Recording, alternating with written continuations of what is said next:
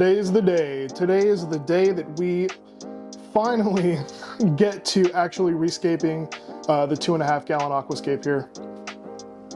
It's done okay. I mean, I can't say that it's not like a failure as a tank. As you see, we do have some persistent diatom algae that kind of has been growing a little bit. You know, more than anything, I think that this tank has just been kind of neglected because we didn't really get the kind of growth that I was looking for in the Juncus repens as a carpet. I also just kind of don't like it as a carpet. I mean, we've had some half decent growth in terms of some of our other plants. The water conditions have always remained really, really nicely, and you know, our ember tetras that we eventually did put in here. There's one of them. Oh, where'd you go? There you go. It's been okay, but I think we can do better, and that's what we're doing today. We're just going to completely redo this tank. As far as the planting goes, I think I am going to keep the rocks the way that they are, just because I kind of like them.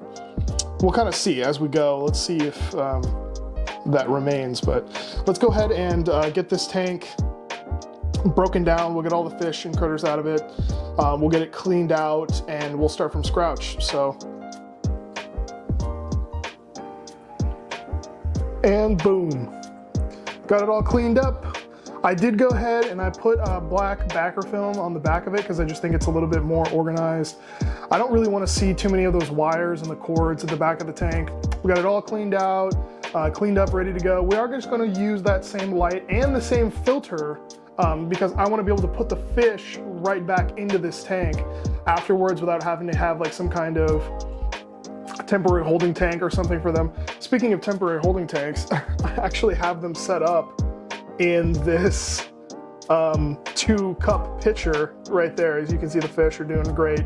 I have the filter running, I have the heater and the air stone all going, so those guys are chilling for now. I went ahead and I took some of the plants that I do want to reuse. So this is like some dwarf sage, as well as I can't remember the name of it, but it was that one off to the bottom left corner of the tank. I'm blanking the name. I'll put it in there though. Some dwarf sage, and then the rest of the plants are in here. I don't know if you guys can get a good look, but it's like the floating plants and the Cypress Helperi and the Japonica and everything like that.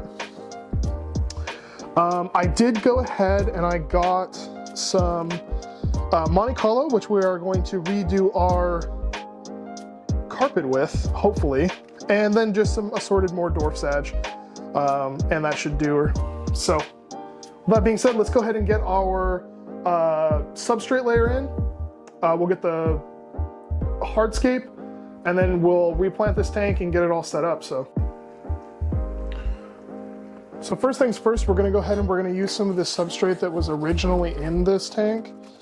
Not a lot of it, but this all has a lot of good nutrients and stuff in it. So let's just go ahead and push that to the back. And essentially this is just to build up.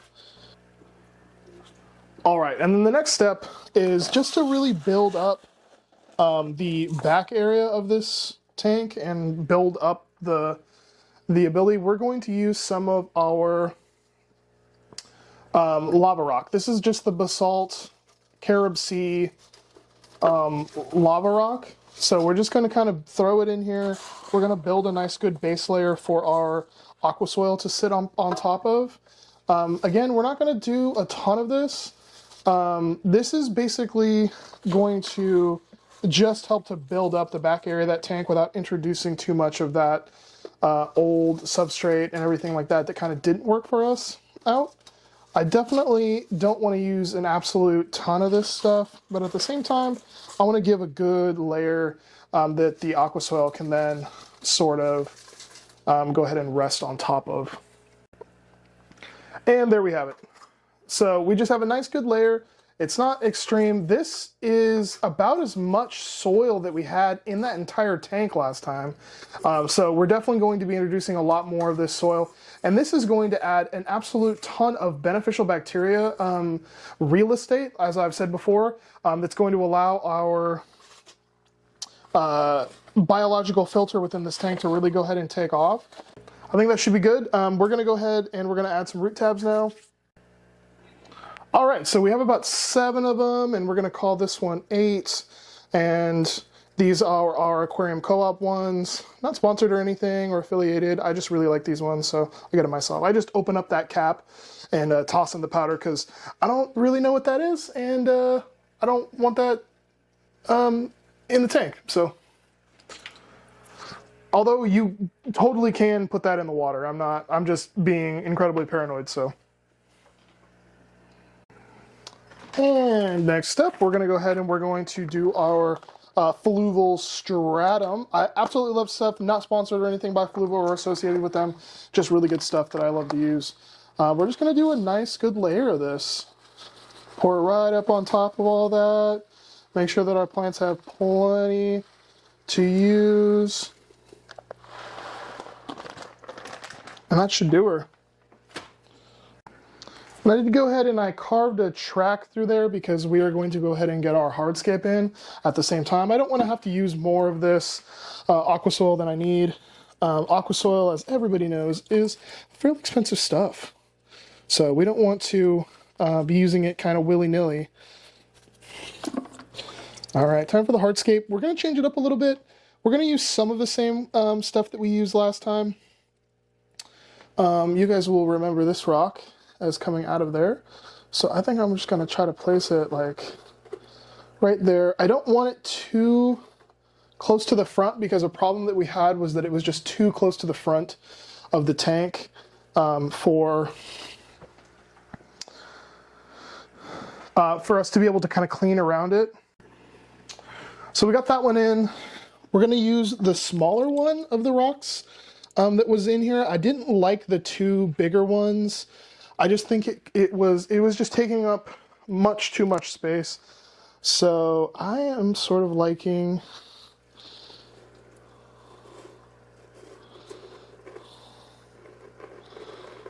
something like that.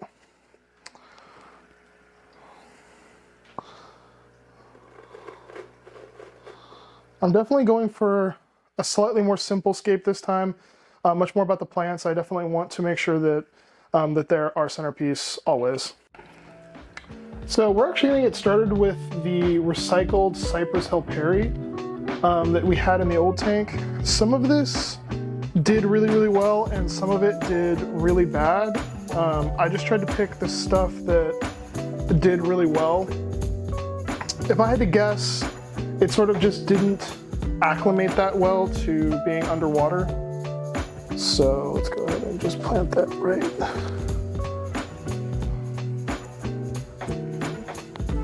in that back corner right there.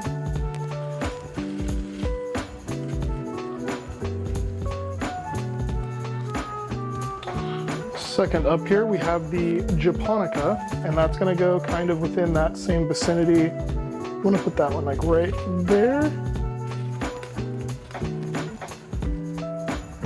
And again, pushing these fairly deep. I want them to kind of be like fairly well rooted right off the bat. Cool. One more plant before we get to the dwarf sage is that Cryptoledia that we had last time. As you can see, long, big, healthy roots. So this was one of the plants that did fairly well. We are going to go ahead and just kind of pull off a couple of those roots just because I think that those are a little bit wild and big. I was thinking right here in the center between these two would look so nice, where it's going to get a little less light. All right, and once again, our dwarf sage did really, really well. So we're just going to kind of go in kind of like intermittently, like these spots there. Make sure that those roots are covered.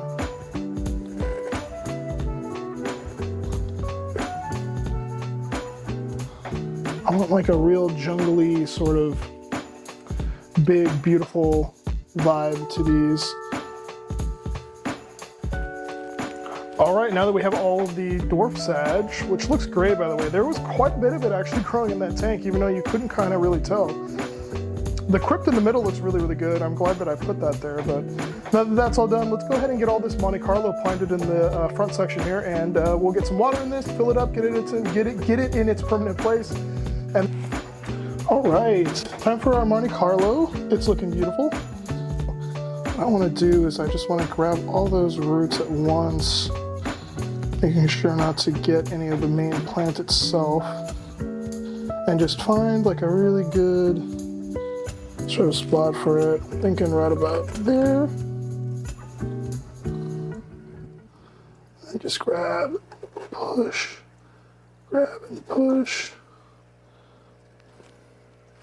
And then just with my hand, sort of just wiggle it down in there. Just like that. Nice big bunch. And as it grows, it'll send out runners and it'll spread from there. So, oftentimes it can be a little bit hard to keep Monte Carlo actually planted because of its kind of really small root structure. But we're going to go ahead and just push that down. That should be good. Let's check what the light's going to look like on it.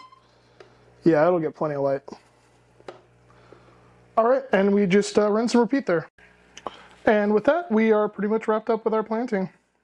I really wanted to kind of keep it a little bit more simple than last time. Just kind of stick with what I know. The Monte Carlo looks really good. Hopefully this all grows out into a nice kind of carpet. We might need to add some CO2 to make that happen.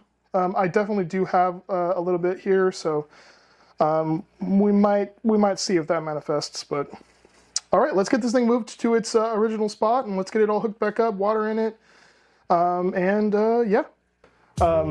Anyway, I'm gonna add a little bit of beneficial bacteria. It should be zero everything. The aqua soil does release a little bit of ammonia into the water as well, so we're probably gonna need to do daily water changes despite having a cycled filter. This is kind of a fish in cycle. There's a way to do it, it's just kind of a little bit more of a pain in the butt, and you're also risking the fish. But since I'm going to be doing daily water changes on this thing, just to make sure that we're all good, I'm not gonna be too worried about it, but for a new person or like a beginner, I would definitely not recommend doing it this way. So just for your information. All right, filter's all hooked up. The air stone is hooked up. All that's left to really do now is go ahead and add in our beneficial bacteria.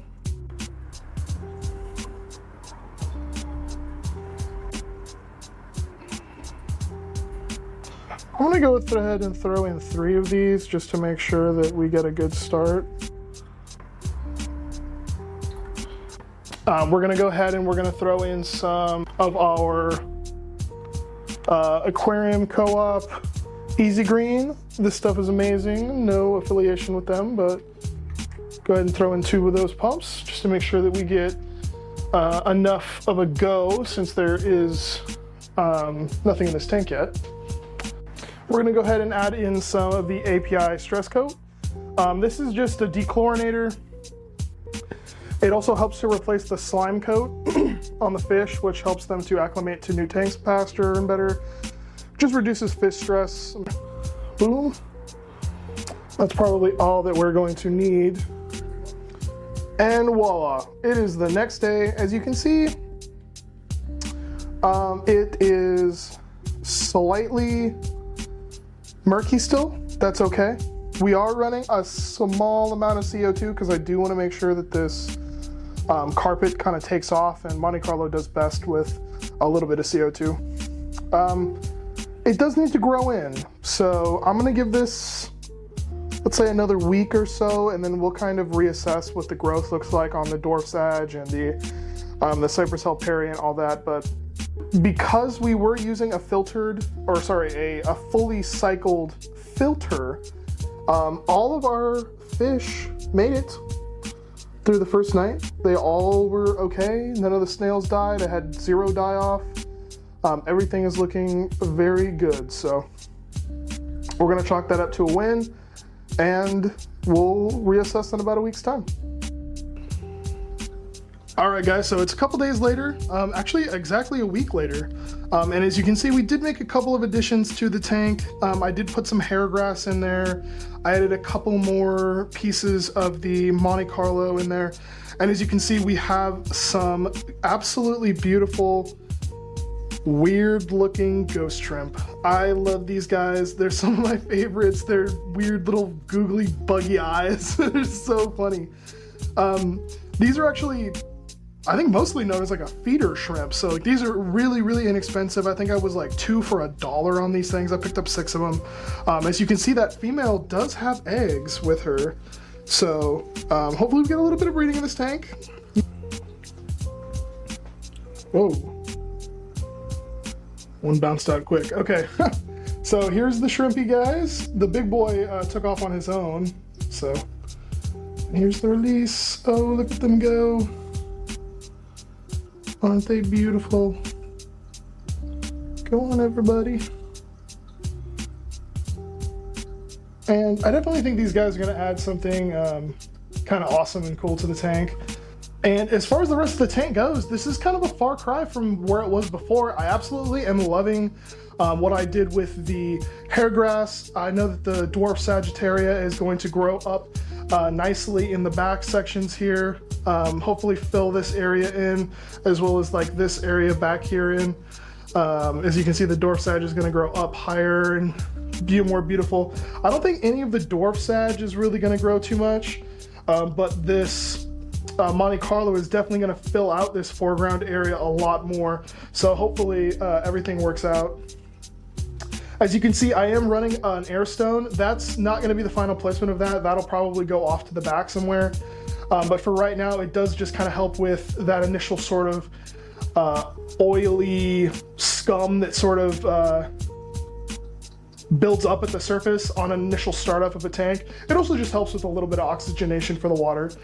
I am running tiniest little bit of CO2, about 1 drop every 2 seconds. It's not an absolute ton. This is a smaller tank though. But to grow dwarf hairgrass, in my experience, you're definitely going to need a little bit of CO2. We might need to adjust the lighting as time goes on as well. That's something to keep an eye on. So if the dwarf the dwarf hairgrass doesn't end up doing well, we'll just switch it out. Alright guys, this tank is 100% wrapped up. Please smash that like button, hit that subscribe button for more of this kind of content. I love you guys, and I will catch you in the next one.